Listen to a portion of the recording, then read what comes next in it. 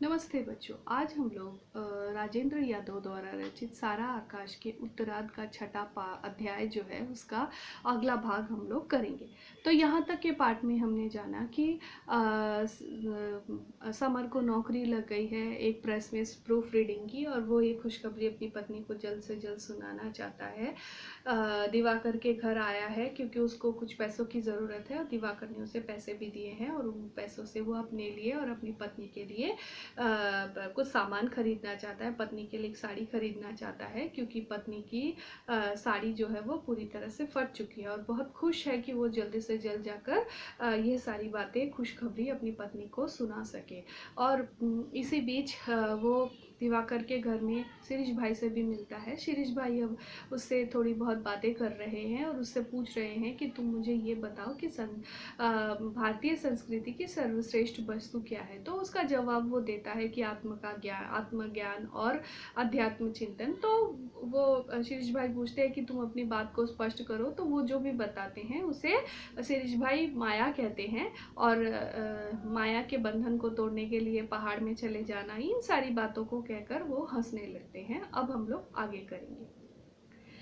मैं सहसा ही हतप्रभ हो उठा और देर तक कोई जवाब नहीं सूझी। यानी समर जो है वो शिरीष भाई की बातें सुनते हैं लेकिन उनके पास अब कोई जवाब नहीं है। तब वही मेरे कंधे पर हाथ रखकर बोले, भाई मेरे, यह पलायन और पराजय का दर्शन ही तो आपको यहाँ ले आया है। यानी आप पलायन कर रहे हैं और हार रहे हैं, इसीलिए तो आप यहाँ पर हैं। बेटा बाप को माया समझे और बाप बेटे को माया कहे, इससे ज़्यादा एहसान फरामोशी यानी एक दूसरे का अपमान और क्या होगा। यानी वो कह रहा है कि अगर बेटा बाप को और बाप बेटे को माया समझे और एक दूसरे से दूर चला जाए और एक दूसरे को एहसान फरामोश कहे, तो फिर ये तो सब बेकार है, ये एक दूसरे का अपमान करना है। जिस औरत ने आपको जन्म दिया उसे आप नरक का द्वार कहें, और जिसे आप अपने बेटे की माँ बनाने जा रहे हैं वह कुंभी पाक बताए, यह हद दर्जे की कृतघ्नता है। यानी ये जो आप कह रहे हैं कि माया, सब कुछ माया है, जिस माँ ने तुमको जन्म दिया वो नरक का द्वार है, और जिस पत्नी को जो पत्नी आपके बच्चे की माँ बनने वाली है या आपको बाप बनाने वाली है, उसे अगर आप नरक में सबसे निकृष्ट पनिशमेंट पाने वाला अगर बताते हो, तो फिर ये बहुत बड़ा एहसान फरामोशी करना ही है। लेकिन अंत में इसमें हाथ तो कुछ भी नहीं पड़ता। मैंने कहा ले तो अंत में समर ने उससे ये भी कहा कि आप जो कह रहे हैं मैं समझ रहा हूँ, लेकिन ये सब करके फाइनली हाथ में तो कुछ भी नहीं आता, इसीलिए आदमी को आत्महत्या कर लेनी चाहिए। वाह साहब वाह, खूब दर्शन है आपका। इस बार सचमुच शिरीष भाई ने ज़रा आवेश में कहा। यानी शिरीष भाई ने कहा तो इसका मतलब ये है कि हमको आत्महत्या कर लेनी चाहिए। आत्महत्या के कैसे सुंदर नाम है। आत्मज्ञान, ब्रह्मा में लीन होना, माया मोह के बंधन से छुटकारा, स्थित प्रतिज्ञता। अरे साहब, कौन आपके हाथ जोड़ने गया था कि आप इस संसार में आकर इसे कृतार्थ कीजिए ही। बाजीगर ने एक गोली निकाली तो आपने हाथ में ब्रह्मांड पकड़ लिया, दूसरा गोला निकाला तो माया आ गई। यानी बहुत सारी दर्शन की बातें शिरीष भाई कहने लगे जो समर के समझ में नहीं आ रहे थे, और वो उनको समझना भी नहीं चाहता था क्योंकि उसका दिमाग अब दूसरे ही जगह थी। लेकिन वो भी वहाँ बैठ के सुनने के लिए मजबूर हो गया। तीसरे गोले के गुणों का जन्म हुआ।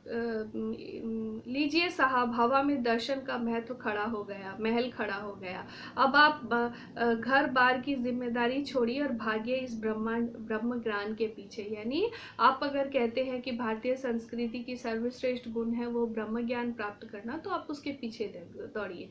इससे आप बेकार के झंझटों और चिंताओं से बच जाएंगे, मैं बोला।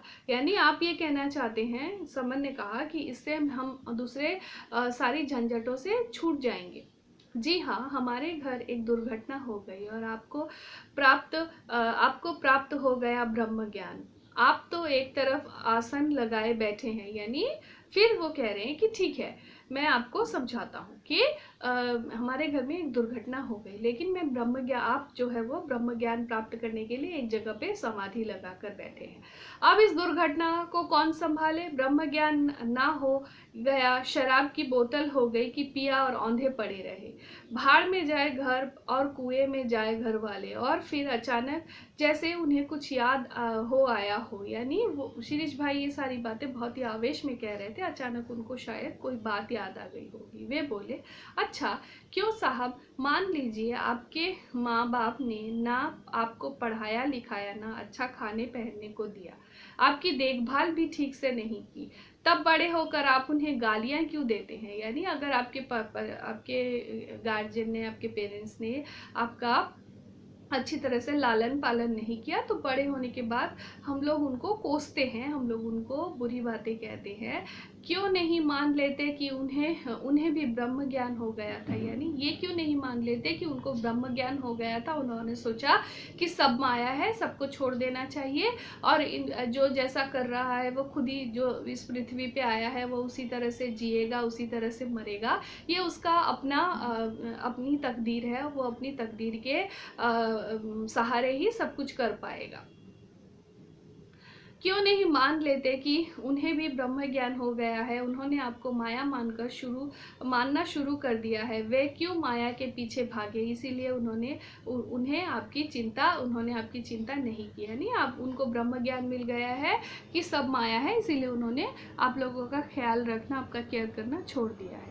इस बार मैं सचमुच बौखला गया, यानी इस बार शिरीष भाई की बातें सुनकर समर जो है वो थोड़ा सा गुस्से में आ गया। ब्रह्म ज्ञान के इस रूप को तो मैंने देखा ही नहीं था, यानी ब्रह्म ज्ञान को अगर मैं इस तरह से देखूं तो वो तो मैंने सोचा ही नहीं था। इस दृष्टि से तो सचमुच यह एहसान फरामोशी और गैर जिम्मेदारी हुई। मैंने फिर पैतरा बदलने की कोशिश की, यानी समर ने सोचा कि अपनी बात को थोड़ी सी बदल ली जाए। ब्रह्म ज्ञान का मतलब इतना स्थूल और ऊपरी ही तो नहीं है। यह बहुत से ऐसे कार्य जिन्हें हम ईश्वरीय कहते हैं, यह बहुत सी चमत्कार लगने वाली चीजें हैं। आपकी इस चमत्कार और दैवीय घटनाओं वाली बात पर मुझे एक चीज याद आ गई, यानी वो कहने लगे कि उनको एक बात याद आ गई। शिरीष भाई ने जरा मुस्कुरा कर कहा, पता नहीं यह कहाँ तक सही है, लेकिन मैंने इसे स्वामी विवेकानंद जी के नाम से सुना है। यानी उन्होंने एक घटना बताई, एक उदाहरण दिया, जो कि स्वामी विवेकानंद जी की बात से एक उदाहरण से वो स्पष्ट करना चाहते हैं। कहते हैं कि एक बार कहीं जाते हुए रास्ते में नदी पार करने की जरूरत पड़ी, यानी स्वामी विवेकानंद कहीं जा रहे थे। पार करने वाली नाव दूसरे किनारे पर गई थी। स्वामी जी बैठकर राह देखने लगे कि उधर से नाव लौटे तो वह नदी पार करेंगे, यानी वो इंतजार कर रहे थे कि नाव आए और वो नदी पार करे। तभी कोई एक महात्मा वहां पर पहुंचे। परिचय हुआ। महात्मा जी को जब पता चला कि स्वामी जी नाव की प्रतीक्षा कर रहे हैं, तो उनकी बहुत भर्त्सना की, यानी उनको बहुत ताने दिए, बहुत कहने लगे। कहा कि अगर ऐसी जरा सी बाधाओं के से यों रुक कर खड़े हो जाओगे तो कैसे दुनिया चलेगी? क्योंकि स्वामी विवेकानंद जो है वो समाज सुधारक थे, वो समाज को सुधारने निकले थे। इसीलिए उन्होंने कहा कि ये छोटी छोटी बाधाएं, नदी पार करने के लिए आप जो रुके हुए हैं, ये एक छोटी सी बाधा है, इसके लिए अगर आप रुकते हैं तो ये तो बहुत बेकार बात है। तुम तो स्वामी विवेकानंद हो, बड़े आध्यात्मिक गुरु और दार्शनिक माने जाते हो, जरा सी नदी पार नहीं कर सके? देखो नदी यों पार की जाती है। और महात्मा जी खड़ाऊ खड़काते हुए पानी पर चलते चले गए, यानी वो पानी की सतह पर चलने लगे। पानी की सतह पर लंबा चक्कर लगाकर महात्मा जी लौटे और चुनौती के स्वर में बोले, अमेरिका घूम आने और भाषण देने से ही कोई स्वामी नहीं बन जाता। यानी विवेकानंद जी को कहने लगे, क्योंकि वो अमेरिका गए थे और भाषण देते थे, इसीलिए कहा कि ऐसा सब करने से ही कोई स्वामी नहीं बन जाता, इसके लिए तपस्या और साधना करनी पड़ती है। इस तपस्या की शक्ति पर स्वामी वास्तव में चकित थे, यानी ये जो तपस्या की थी और नदी पानी के ऊपर वो चल रहे थे, तो स्वामी जी को बहुत अचरज हुआ। पूछा, महात्मा जी ये सिद्धि आपने कहाँ से और कैसे पाई? यानी आपने ये जो पानी पर चलने की जो प्रक्रिया है ये कैसे की? अपने प्रभाव और स्वामी जी की मूढ़ता पर स्वामी मुस्कुराए और बड़े गर्व से बोले, ये सिद्धि यूं ही नहीं मिली, इसके लिए मुझे हिमालय की गुफाओं में 30 साल तपस्या करनी पड़ी। यानी अब जो है ये बहुत ही व्यंग की बात है कि इस एक छोटे से कर्तव्य के लिए या पानी की सतह पर चलने के लिए जो शक्ति उनको चाहिए थी, इसके लिए इन्हें हिमालय की गुफाओं में जाकर 30 साल तक तपस्या करनी पड़ी। महात्मा जी की इस बात पर स्वामी जी खिलखिलाकर हंस पड़े। शिरीष भाई ने अपनी बात को तोड़ते हुए उनके